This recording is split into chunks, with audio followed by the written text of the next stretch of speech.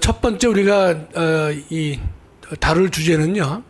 헌법 68조 2항에 관련된 내용입니다. 우리 방송실에서 한번 헌법 68조 2항을 좀 올려주시겠어요? 예, 위로 올려주시면 우리 장로님 한번 읽어주실래요? 예. 예, 대통령이 결의된 때 또는 대통령 당선자가 사망하거나 판결 기타의 사유로 그 자격을 상실할 때에는 60일 이내에 후임자를 선거한다. 그 이제 뭐 여러 번 말씀드렸지만 앞으로 제가 저 문장을 더 줄여서 저걸 가장 우리 현재 필요한 용어로 줄여버리면 이렇게 읽을 수 있죠. 대통령 당선자가 판결 기타의 사유로 그 자격을 상실한 때에는 그렇지. 60일 이내에 후임자를 선고한다. 그러니까 지금 정치권에서나 언론에서 보면 지금 대통령이 당선됐을 경우에 대통령에 대한 그 재판이 진행되느냐 마느냐 여기에 대해서 84조를 가지고 다루는 사람들이 많이 있는데요. 그건 동떨어진 얘기입니다. 84조는 대통령의 형사상 특권을 말하고 있기 때문에 이거와는 별개로 지금 이재명 이 대통령이 됐을 때 진행 중이었던 재판이 계속 진행될 것이냐 중단될 것이냐. 근데 이것을 일반 법률에서 말하고 있는 것이 아니라 헌법에서 말하고 있단 말이죠. 헌법이 직접 대통령 당선자가 판결 기타의 사유로 자격을 상실한 때에는 후임자를 선고해야 된다. 그 말은 무슨 뜻이겠습니까? 대통령 당선이 된다 하더라도 진행되었던 재판은 계속 진행될 수밖에 없다는 것을 전제로 했기 때문에 판결 기타의 사유로 자격을 상실할 때 이렇게 이제 헌법이 규정을 하고 있는 것이죠.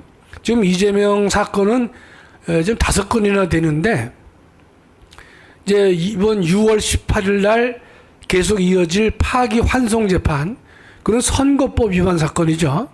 그거 말고도 위증교사 사건이 있는 것이고 또 대북 송금 사건도 있어요. 그렇다면 판결 기타의 사유로 자격을 상실한다 그럴 때는 선거법 위반의 경우에만 자격 상실이 있는 것이 아니라 다른 것으로도 유죄가 됐을 때에는 피선거권 자격이 상실되기 때문에 다시 후임자를 뽑을 수밖에 없는 문제가 생겨요. 그렇다면 이번 6월 달은요, 6월과 7월 달은 치열한 또 다른 전쟁이 시작될 것으로 예측되는 것이죠.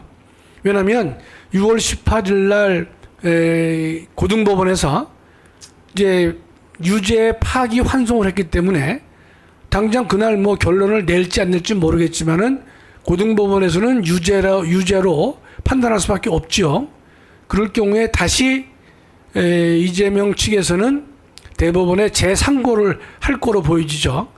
이럴 때 시간도 지체가 됐을 때 그 사이에 어떤 일을 이재명 정부가 할 것이냐 예상되는 것이 첫째가 재판 절차 진행을 중단하는 형사소송법을 개정할 것입니다. 그런데 그것만으로도 미흡합니다.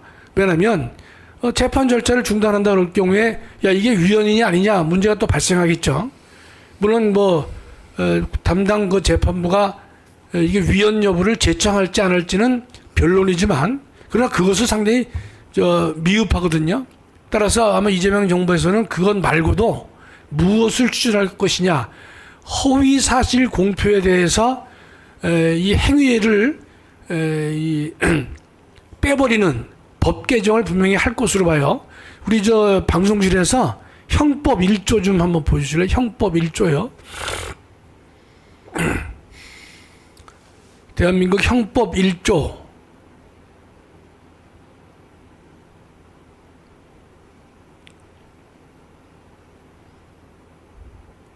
형법입니다. 형법.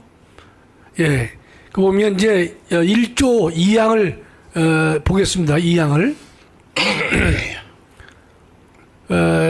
우리 장로님 한번 읽어주세요.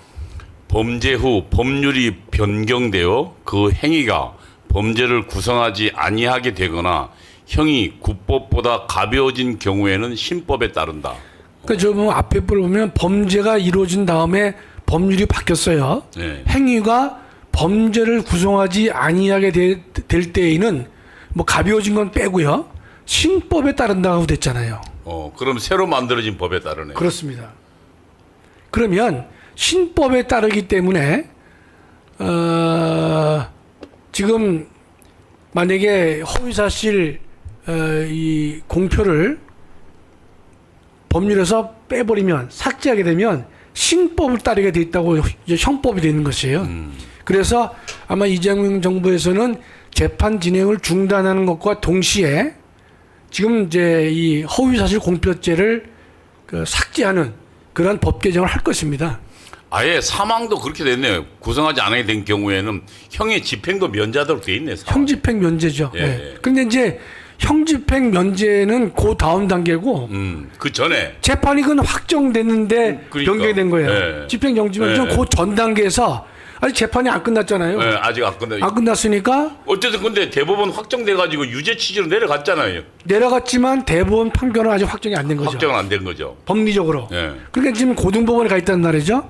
그럼 고등법원에서 이제 18일 날 재판을 아마 이재명이가 안 나오겠죠.